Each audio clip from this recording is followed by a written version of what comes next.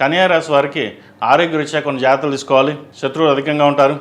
రాశి అధిపతి దశమాధిపతి అయిన బుధుడు 6 రాహుతో కలుస్తున్నారు. అంత బలంగా లేదు. ఏదైనా వ్యవహారాలు చేసేటప్పుడు ఉద్యోగరీత్యా కొన్ని జాగ్రత్తలు తీసుకోవాలి. ఉద్యోగం ఒకసారి పోయే పరిస్థితి కూడా గోచరిస్తోంది. నూతన ఉద్యోగ ప్రయత్నాలు కాస్త ఆలస్యం అవుతాయి. ఏ పని చేసినా వెనక్కి వెళ్ళడం ఇలాగే ఉంటుందా అన్న భావన ఎక్కువగా ఉంటుంది. చతుర్థ సప్తమాధిపతి అయిన గురువు దశమంలో ఉన్నారు. వీరికి మంచి కాలం అని చెప్పవచ్చు. రానున్న రోజులు చాలా అనుకూలంగా ఉంటుంది. ప్రస్తుతం కాస్త ఇబ్బంది పడుతున్నారు తప్ప తర్వాత బాగుంటుంది. ధన వ్యయాన్ని తగ్గించుకోవాలి. అలంకార విషయంలో ముందు ఉంటారు. వాటి మీద ఖర్చు ఎక్కువగా చేస్తారు. వాటి విషయం తగ్గించుకోవాలి.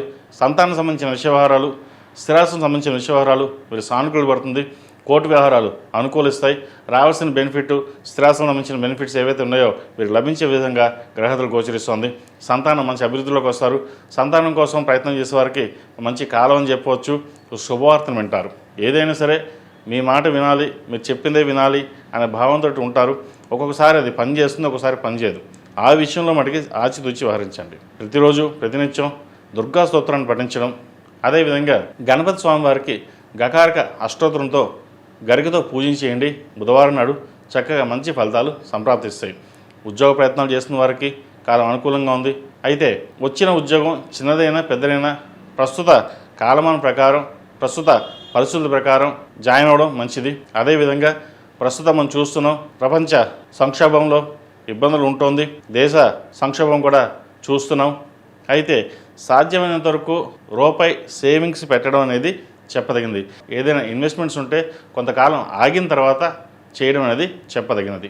అదేవిధంగా ఈ రాశివారు ప్రతిరోజు ప్రతినిత్యం హనుమాన్ చాలీసా పఠించడం, సుబ్రహ్మణ్య స్వామి అష్టకం పఠించడం చెప్పదగిన సూచన. ఈ రాశిలో జన్మించిన స్త్రీలకు వృత్తి ఉద్యోగ పరంగా, వ్యాపార పరంగా ఈ వారం చాలా వరకు బాగుందని చెప్పచ్చు. కష్టే ఫలి అన్నారు పెద్దలు. కష్టాధిక ప్రతిఫలం లభిస్తుంది. అయితే ఆఫీస్లో కావచ్చు, ఇంట్లో బంధువర్గంలో కావచ్చు చిన్న చిన్న మనస్పర్ధలు ఉండే అవకాశం గోచరిస్తుంది. వాటి విషయంలో జాగ్రత్త వహించండి. శుభకార్యాల్లో చక్కగా పాల్గొంటారు.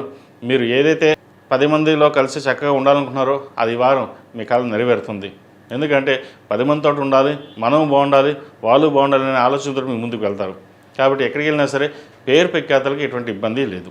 ఈ రాశివారు ప్రతిరోజు ప్రతినిత్యం సుబ్రహ్మణ్య స్వామి అష్టకం పండించడం, అదేవిధంగా ఎరుపు ఒత్తులతో దీపారాధన చేయడం, సాయంత్రం పూట రాహుకాల సమయంలో మంచి దీపారాధన పెట్టినట్లయితే ఉద్యోగరీత్యా, వ్యాపారరీత్యా, ఆరోగ్యరీత్యా చక్కగా పనిచేస్తుంది.